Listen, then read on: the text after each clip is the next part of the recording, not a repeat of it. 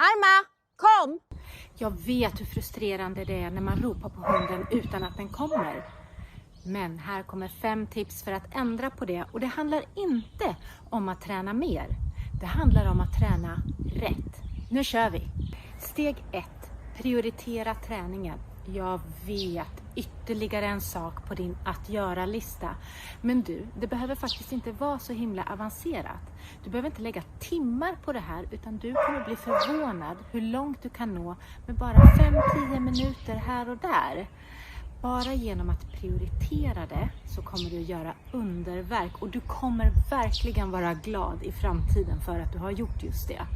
Prioiterat träningen. Steg 2. Välj ett inkallningsord.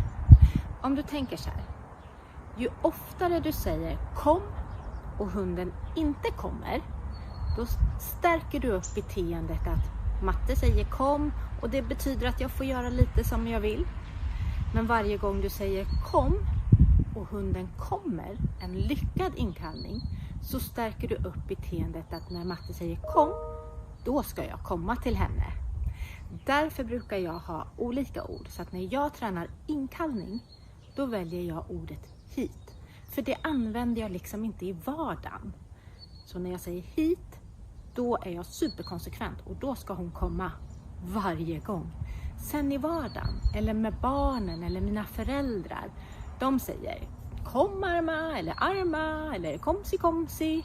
Kommer hon? Absolut, självklart vi belönar upp det, för vi vill ju att hon ska komma. Men om vi inte har möjlighet att följa upp på det så är det inte hela världen. Så välj ett inkallningsord som verkligen du är superkonsekvent med. Jag har valt hit. Steg 3. Börja i det lilla. Om du tänker på det jag sa alldeles nyss, att ju oftare hunden får lyckas, då stärker du ju upp beteendet av att hunden faktiskt kommer när du ropar på den. Ju oftare du misslyckas, ja, då stärker du upp beteendet av att misslyckas. Så därför vill du skapa förutsättningar som gör att hunden lyckas när du ropar på den. Därför är det så viktigt att du börjar i det lilla, så att hunden faktiskt kan lyckas. Börja med att du står bredvid hunden och säger hit, och så ger du en godis. Hit, ge en godis. Tänker hunden. När matte säger hit, då får jag visst en godis ur handen på henne. Det var intressant. Gå ett steg bara ifrån hunden och säg hit. Hunden kommer fram och får sin godis. Sen kan du öka avståndet långsamt. Och du, det är alltid mycket enklare om hunden tittar på dig när du säger hit. För det är alltid enklare att kommunicera med en hund som du faktiskt har kontakt med. Därför, träna i det lilla, träna hemma i trädgården, träna på koppelpromenaderna under förutsättningar där du är helt säker på att hunden lyckas. Om du är osäker, ha hunden i lina. Om den då inte kommer när du ropar, då försiktigt halar du in den, ger den en belöning när den kommer fram, och sen får du helt enkelt göra övningen enklare, för då har du gjort det för svårt. Om inte hunden klarade av övningen, då var den för svår. Så då får du kanske korta ner avståndet mellan dig och hunden när du ropar på den. Eller plocka bort störningar. Eller vad det nu kan vara som gjorde att det var lite för svårt. Börja i det lilla. Se till att hunden lyckas varje gång. Steg 4. Bli inte arg. Jag vet, man blir jättefrustrerad. Man ropar efter hunden och den bara drar iväg och lyssnar inte. Sen efter en stund så vänder den sig om och så kommer den tillbaka och förväntar sig att få massa belöning och kel. Och då är man jättearg för att man kanske blev jätteorolig och rädd när hunden sprang iväg. Och så kommer den där, hej. Och så blir man jättesur och bara, nej, du får faktiskt ingen godis för du sprang iväg och kom inte när jag ropade. Det är frestande, men det fattar inte hunden. Utan det blir snarare något negativt att komma till dig. Så du ska alltid belöna hunden när den kommer fram till dig, även om den är lite sen. Och sen om du blir arg på den när den springer iväg och så ropar du efter den och fräser, men kom hit då! Tror du att hunden vill komma till dig när du är så läskig? Nej.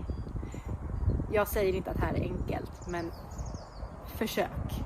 Bli inte arg, håll ditt lugn och bli glad och belöna hunden varje gång den kommer till dig. Och sen får man helt enkelt fortsätta träna. Så är det. Steg 5. Kom ihåg att hundträning är en färskvara. Så bara för att du har tränat det här under hundens första år eller första 2 år och det har gått jättebra, betyder inte att det sitter i för evigt. Om du inte repeterar det här och tränar det regelbundet så kommer det falla mer och mer i glömska. Och speciellt inkallning som är en sån viktig kunskap, att hunden ska komma när du ropar, för det kan ju faktiskt vara väldigt allvarligt om den inte kommer.